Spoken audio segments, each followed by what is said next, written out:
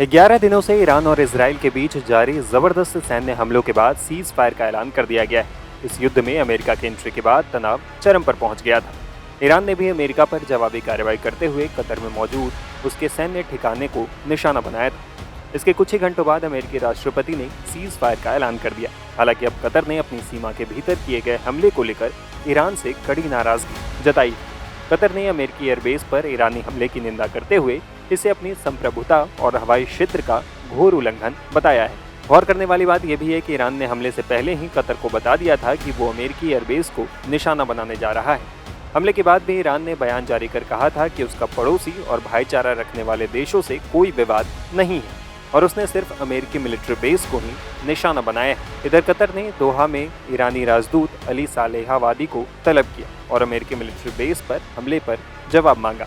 Qatar विदेश मंत्रालय ने एक बयान में कहा, कतर ने इस हमले को अपनी संप्रभुता और हवाई क्षेत्र का घोर उल्लंघन बताया, जो अंतर्राष्ट्रीय कानून और संयुक्त राष्ट्र चार्टर का भी स्पष्ट उल्लंघन है। मंत्रालय ने यह भी साफ किया कि कतर को अंतर्राष्ट्रीय कानून के अनुसार इस उल्लंघन का जवाब देने का अधिकार है।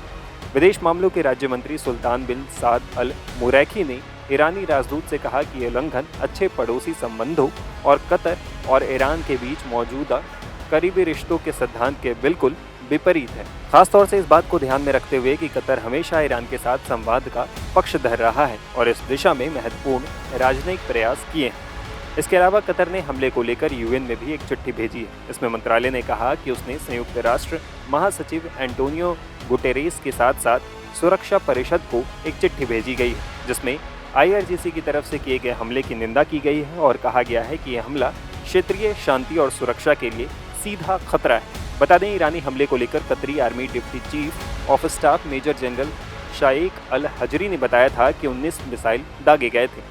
इनमें से 18 मिसाइलों को एयर डिफेंस सिस्टम ने इंटरसेप्ट कर लिया था। इनमें से एक मिसाइल अमेरिकी बेस के अंदर ऐसी जगह पर गिरा जहां इससे कोई नुकसान नहीं हुआ है।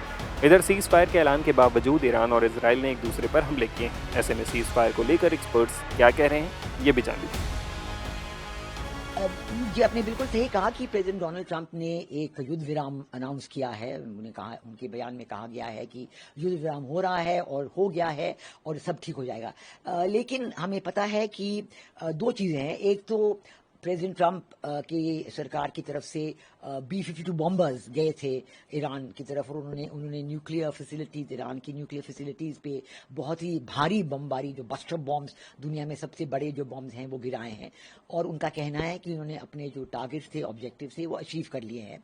लेकिन हमें ये भी पता है कि अमेरिका में प्रेसिडेंट डोनाल्ड ट्रंप के खिलाफ काफ़ी प्रदर्शन हो रहे हैं, क्योंकि लोग बिल्कुल नाराज़ हैं कि ये क्यों ऐसे हुआ। और प्रेसिडेंट डोनाल्ड ट्रंप ने हमें प्रॉमिस किया था, आश्वासन दिया था जब वो कैंपेनिंग कर रहे थे कि उनके प्रेसिडेंसी में कोई नए लड़ाइयाँ, झगड़े, वॉर्स शुरू नहीं होंगे।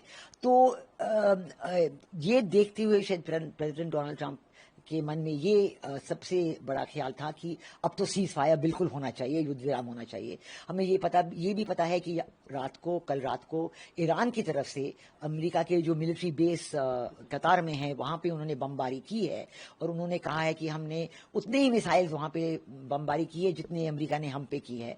तो और ये भी हमें पता है कि इजराइल की तरफ से ईरान पे और ईरान की तरफ से इजराइल पे वो भी बमबारी जारी थी। तो ये बिल्कुल साफ नहीं हो रहा था कि युद्ध विराम है कि नहीं है। अब जो है इजराइल की तरफ से एक पूरा युद्ध विराम स्वीकार उन्होंने किया है। उनकी कैबिनेट की मीटिंग हुई थी, उन्होंने युद्ध विराम स्वीकार कर लिया है। ईरान की तरफ से ये खबर है कि हालांकि पूरी तरह से खबर ये है कतार वगैरह की कि हाँ, ईरान ने युद्ध विराम स्वीकार कर लिया है, लेकिन कुछ बमबारी इजराइल पे चल रही है सुबह से और उम्मीद है कि ये बमबारी बंद हो जाएगी और युद्ध विराम जो है पूरी तरह से लागू हो जाएगा।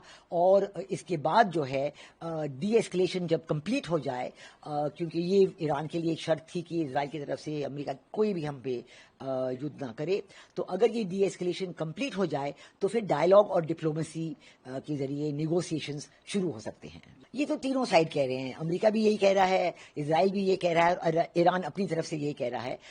हालांकि हमें पता है कि इजराइल को भी काफ़ी नुकसान पहुंचा है, ईरान को भी काफ़ी नुकसान पहुंचा है और अमेरिका की तरफ से उनके B-50 बॉम्बर्स तो गए हैं। पहली बार कभी भी ये B-50 बॉम्बर्स डिप्लॉय हुए हैं युद्ध के समय, लेकिन इसके भी खिलाफ अमेरिका में प्रदर्शन हो रहे हैं। तो फिर भी जो भी है, तीनों तरफ यही क्लेम कर रहे हैं कि हमारे ऑब्जेक्टिव फुलफिल हो गए हैं। ठीक है, वो ये माने, हर कोई ये माने और वो पीस निगोशिएशंस की तरफ आ जाए।